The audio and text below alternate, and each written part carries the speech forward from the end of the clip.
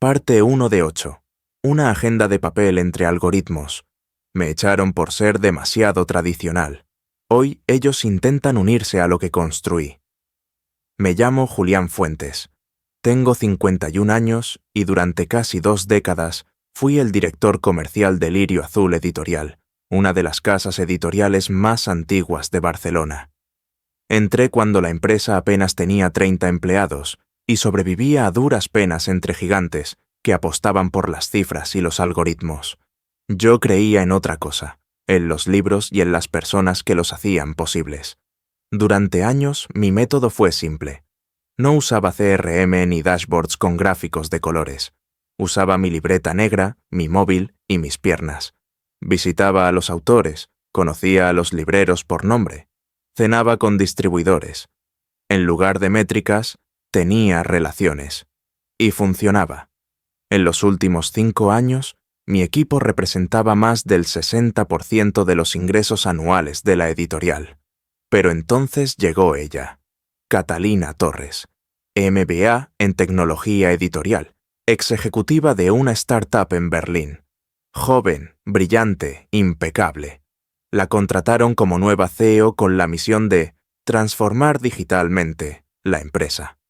En las primeras semanas, rediseñó oficinas, contrató consultores en Silicon Valley y empezó a hablar en términos como engagement, automatización y escalabilidad. Yo seguía yendo a las reuniones con mi libreta. Durante un tiempo, toleramos nuestras diferencias. Ella no entendía por qué seguía usando papel. Yo no entendía por qué quería cambiar lo que funcionaba. Hasta que un lunes cualquiera me llamó a su despacho. Estaba acompañada por recursos humanos. Queremos agradecerte todo lo que has hecho, Julián, pero vamos a tomar otro rumbo. No discutí. Me levanté, le di la mano y salí sin mirar atrás. Me echaron por ser demasiado tradicional. No sabían que justo ese fin de semana había cenado con 3 de nuestros mayores distribuidores y que todos me habían expresado su preocupación con los cambios. No sabían que los libreros seguían llamándome a mí cuando algo no cuadraba, ni que los autores más fieles solo firmaban contratos si yo los revisaba. Ellos pensaban que el futuro estaba en los servidores. Yo sabía que el futuro se construye con confianza. Parte 2 de 8. El valor de un nombre. El mismo día que me despidieron, apagué el móvil por primera vez en años. No por miedo, sino para escuchar el silencio. Después de tantos años con horarios, llamadas, entregas y urgencias, necesitaba un día sin nada. Caminé por el barrio de Gracia hasta perder la noción del tiempo. Entré a una librería pequeña, de esas que huelen a papel viejo y café molido, y me senté en una esquina a hojear un poemario sin autor conocido. Por primera vez en mucho tiempo, no tenía a nadie que esperar, y sin embargo, sentía que algo me esperaba a mí.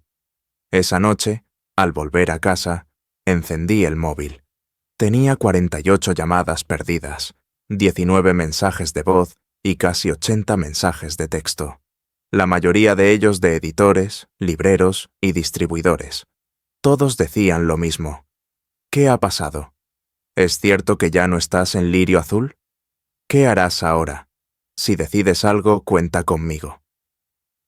No respondí a ninguno. Aún no. Pasaron 3 días. Una noche, recibí un correo de Adela Vives, fundadora de Ediciones Bóveda, una editorial independiente que siempre había tenido una relación estrecha con nosotros. El asunto decía: Julián, necesito verte. Nos encontramos en un bar discreto en Poble Sec. Adela pidió un vino tinto, yo un café solo. Catalina no entiende este negocio, dijo sin rodeos. Nos ha quitado a Clara como editora de narrativa y ha dejado todo en manos de una IA que selecciona manuscritos por palabras clave. Es un desastre. Lo siento, respondí. ¿Y tú? ¿Qué vas a hacer ahora? No lo sé aún. Pues piénsalo, pero no tardes, porque si decides volver, no quiero contratarte, quiero seguirte. Sus palabras se me clavaron en el pecho. No era un cumplido, era una declaración de lealtad, una de esas que no se piden, se ganan. Esa noche comencé a esbozar en mi libreta un plan. Nada grande. Nada con oficinas, ni logos, ni inversión de capital. Solo un concepto. Crear una red de editoriales que se ayudaran entre ellas, sin jerarquías, sin plataformas artificiales. Un espacio donde el conocimiento humano volviera a estar en el centro. Le puse un nombre simple, Red Lenta. No porque fuera anticuada, sino porque iba al ritmo de las personas. Al día siguiente, llamé a 2 personas. La primera, Jaime Ferrer, editor en Monteclaro. La segunda, Beatriz Mena, directora de distribución de Almadía. Les conté mi idea. Me escucharon en silencio. Cuando terminé, ambos dijeron lo mismo. Cuenta con nosotros. Parte 3.8. Cuando los cimientos tiemblan. En menos de una semana, Red Lenta tenía ya 5 editoriales interesadas. Ningún contrato, ninguna cláusula de exclusividad, solo un acuerdo de palabra. Compartir contactos, distribución, inteligencia editorial y, sobre todo, valores. Establecimos una oficina provisional en el altillo de una antigua imprenta de Hospitalet. Tenía polvo, luz natural y olor a tinta vieja. Era perfecto. Contraté a Clara, la editora que Catalina había reemplazado con una IA, para coordinar las comunicaciones entre los miembros. No necesitaba supervisión. Conocía el alma del negocio mejor que nadie. En los primeros días, todo fue artesanal. Hojas de cálculo hechas a mano, llamadas telefónicas, reuniones presenciales. Ningún algoritmo. Pero funcionaba. Y el boca a boca empezó a hacer su trabajo. A finales del primer mes, ya éramos 9. Editoriales pequeñas, medianas y una distribuidora de Navarra se sumaron al modelo. Todos cansados del trato impersonal de las grandes plataformas. Todos buscando algo más humano. Fue entonces cuando recibí una llamada inesperada. «Julián, soy Iván Roldán, del Consejo Directivo de Lirio Azul. ¿Podemos vernos?» Nos reunimos en un restaurante elegante, uno de esos donde los camareros te llaman por el apellido. Iván se mostró cordial, pero tenso. «Las cosas no están saliendo como esperábamos con Catalina», admitió. «Hemos perdido 4 contratos clave este trimestre y 2 autores importantes se han ido. Los números no mienten». «Lo siento de verdad», respondí, aunque no tanto. «Queremos hacerte una propuesta», dijo. «Volverías a la empresa, pero en un nuevo rol, director general de Relaciones Estratégicas. Tendrías carta blanca para reconstruir los puentes». Me lo imaginé por un segundo. Mi antigua oficina, mi equipo, el título, el sueldo, el respeto. Pero ya no era mío, y ya no lo quería. «Gracias, Iván», dije con una sonrisa suave. «Pero ahora estoy construyendo algo distinto. No quiero volver al pasado. Quiero quedarme en el presente». Su rostro se endureció. «¿Estás seguro? Catalina no va a resistir mucho más. Precisamente por eso, esto ya no es una guerra, es un renacimiento». Nos despedimos con un apretón de manos que fue más final que principio. Esa noche, en la oficina de Hospitalet, celebramos con una cena sencilla. Clara trajo empanadas, Beatriz una botella de vino, Jaime imprimió un cartel con la frase que habíamos adoptado como lema sin darnos cuenta. Volver a lo esencial no es retroceder, es recordar por qué empezamos. Parte 4 de 8. El eco de lo auténtico. Una mañana cualquiera, el teléfono sonó. Era Sara Pujol, directora de contenido de una de las grandes plataformas digitales que tanto insistían en la lectura por consumo. Su voz sonaba distinta a la última vez que hablamos, cuando defendía algoritmos como si fueran oráculos. «He leído sobre Red Lenta», dijo. «Lo que están haciendo ha llamado mucho la atención. ¿Para bien o para mal?» «Para ambos», confesó. «Algunos dicen que sois un experimento romántico. Otros creen que estáis desafiando todo el modelo de negocio actual». Sonreí. «Ambas cosas son ciertas. Esa semana nos llamaron de Publishers Global, una revista internacional. Querían hacer un reportaje. y a los pocos días, La Vanguardia dedicó una doble página con el titular: ¿Y si el futuro de la edición fuera mirar al pasado? No teníamos equipo de prensa, no teníamos agencia de marketing, solo resultados. Red Lenta había duplicado su tamaño. Éramos 18 miembros y cada semana recibíamos solicitudes. Había quienes venían por curiosidad, otros por agotamiento, y algunos simplemente porque ya no encajaban en un modelo donde el autor era un número y el lector una estadística. En la editorial Lirio Azul, en cambio, las cosas iban mal. Catalina Torres había reemplazado a 3 gerentes más, los editores rotaban como si fueran fichas, y el sistema predictivo de ventas fallaba constantemente. Las librerías comenzaron a rechazar sus pedidos. Los lectores notaban la desconexión. Y lo peor, los autores empezaban a hablar. Uno de ellos, Rubén Ortiz, un superventas que siempre había sido fiel a la casa, escribió en sus redes: «Ya no sé quién edita mis libros.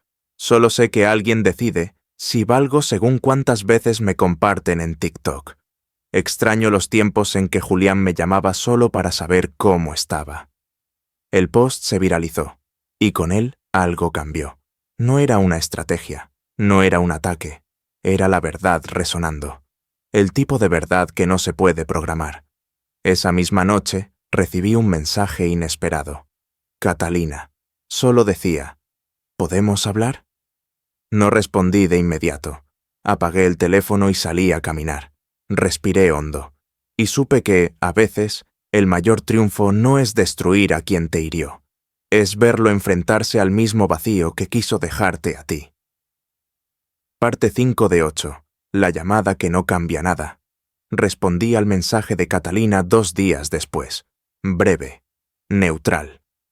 Si quieres hablar, mañana a las 17 horas. Cafetería Montjuic, como en los viejos tiempos. Cuando llegué, ella ya estaba ahí, vestida impecable como siempre, pero los ojos eran otros, menos seguros, más cansados. «Gracias por venir», dijo, sin extender la mano. «No vine por ti», contesté. «Vine por mí». Catalina bajó la mirada. Luego respiró hondo. «Cometí errores», empezó. «Muchos. Pensé que podía traer una visión nueva y revolucionaria. No entendí que este sector respira distinto. No dije nada». «Lirio Azul está colapsando», admitió, con un nudo en la garganta. «Perdimos a Rubén Ortiz, a Alina Dalmau, y 5 distribuidores se han ido a tu red. Los números no dan. El consejo quiere mi dimisión». La vi enfrentarse por primera vez al silencio que había impuesto a tantos. «¿Qué esperas de mí?», pregunté. «Una alianza, una fusión tal vez, que nos permitas unirnos a Red Lenta. Tenemos infraestructura, personal, recursos, podemos aportar mucho». Me quedé callado un instante largo. La misma mujer que me había despedido sin pestañear, ahora pedía entrar en el mundo que creé desde las ruinas que ella misma dejó atrás. «Catalina», dije por fin, «Red Lenta no es un lugar al que se llega con números. Es una comunidad que se construye con tiempo, confianza y humildad. Tú no entiendes eso, y no tengo intención de explicar lo obvio».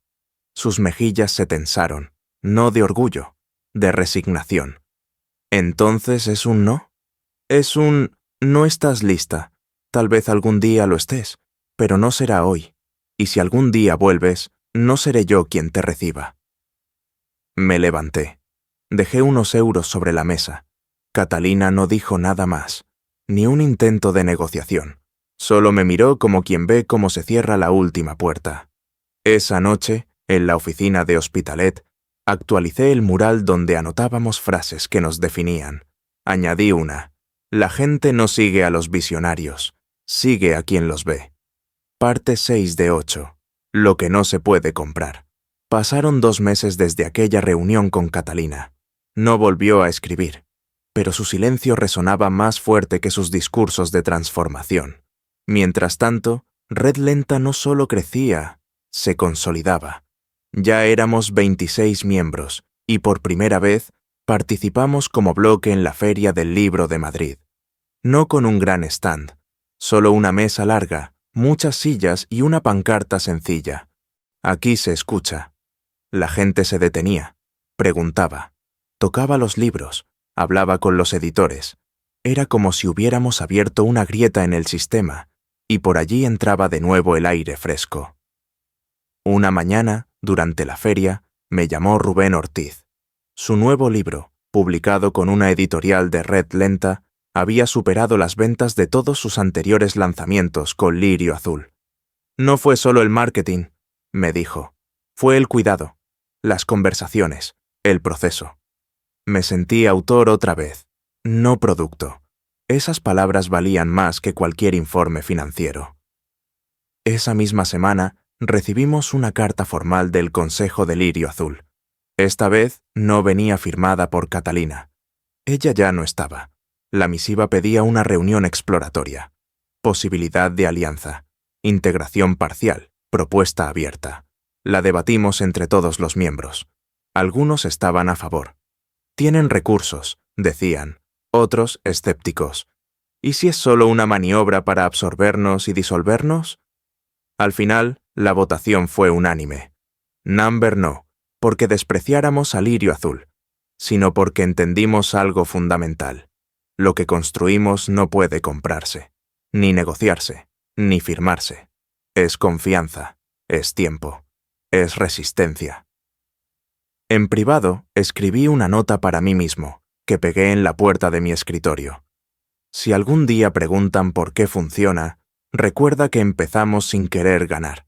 Solo queríamos que no se perdiera lo importante. Esa noche salí a caminar por las calles del barrio. Pasé frente a la primera librería que nos apoyó. Entré y el librero, un hombre mayor que apenas conocía mi nombre, me saludó como si fuera un viejo amigo. «¿Tú eres Julián, verdad?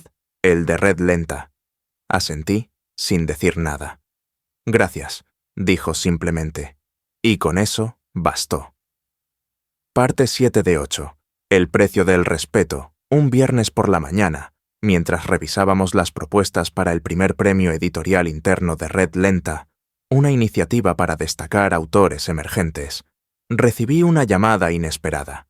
Era Iván Roldán, del antiguo consejo directivo de Lirio Azul. «No es oficial», dijo sin rodeos, «pero quería que lo supieras por mí». «¿El qué?» «Vamos a cerrar». Silencio. «¿La editorial?», pregunté, aunque ya conocía la respuesta. «No hay forma de revertirlo. Pérdidas, demandas, contratos rotos. Y, sinceramente, nadie con visión para reconstruir desde cero». No respondí. Ni satisfacción ni tristeza. Solo la confirmación de un ciclo que terminaba. «Y Julián», añadió, «lo que hiciste fue justo. Nunca te moviste desde la rabia. Hiciste lo tuyo. Y funcionó». Colgué sin palabras. Esa misma tarde, en la Asamblea General de Red Lenta, compartí la noticia. Hubo silencio. Nadie aplaudió. Nadie sonrió. Y eso fue lo más bonito de todo. Nadie quería ver caer a nadie. Solo queríamos construir algo que no dependiera de hacer caer a otros. En los días siguientes, varios trabajadores de Lirio Azul, correctores, maquetadores, editores, comenzaron a escribirnos. No pedían trabajo, pedían sentido. Muchos se integraron a Red Lenta, no como empleados, como partes activas de un nuevo modelo. Fue entonces cuando Clara, nuestra coordinadora, me propuso algo. Necesitamos un archivo, una memoria, un lugar donde quede claro cómo empezó todo. Porque esto ya no es solo una red, es historia viva. Le di mi libreta negra, la misma con la que empecé, la que me acompañó durante años y tenía esquinas dobladas, manchas de café y dibujos mal hechos en los márgenes. «Empieza por aquí», le dije. «Todo lo que vale empezó en esas páginas». Y esa noche, volviendo a casa, encontré un sobre en mi buzón, sin remitente. Dentro, una nota manuscrita. Lo entendí tarde, pero lo entendí. Gracias por no responder con el mismo desprecio que te dimos. Firmaba Catalina. No hubo rencor en mi lectura, solo comprensión. Porque al final no se trata de ganar, se trata de no perderse a uno mismo mientras todo cambia. Parte 8 de 8. Lo que permanece. 6 meses después, Red Lenta contaba con 34 editoriales activas, 2 distribuidoras y una comunidad de traductores, diseñadores y correctores independientes que colaboraban sin jerarquías. Habíamos alquilado un antiguo almacén en el barrio de Sants y lo convertimos en oficina compartida, sala de lectura, taller de escritura y hasta librería comunitaria los fines de semana.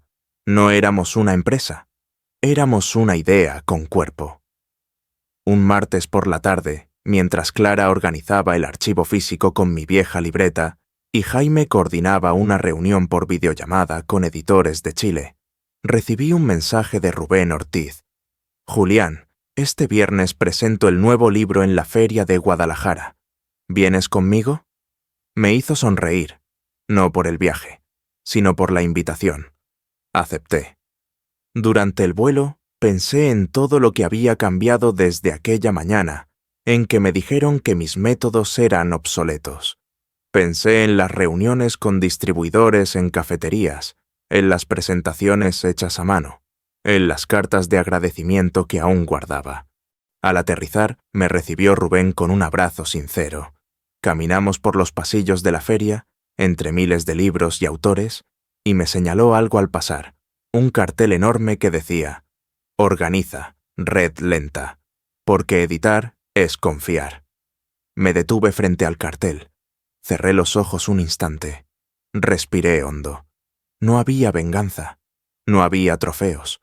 Había un murmullo tranquilo en el fondo de todo esto, la certeza de haber hecho lo correcto sin atropellar a nadie, la serenidad de haber construido sin necesidad de destruir. Cuando volví a Barcelona, pasé por el despacho compartido. No tenía oficina privada, solo un escritorio frente a una ventana. Al sentarme, Clara me dejó un cuaderno nuevo sobre la mesa. En la tapa decía: Para lo que viene. Lo abrí, página en blanco, y por primera vez en mucho tiempo, sentí que no tenía prisa, porque cuando algo se construye con paciencia y verdad, no necesita correr, solo quedarse.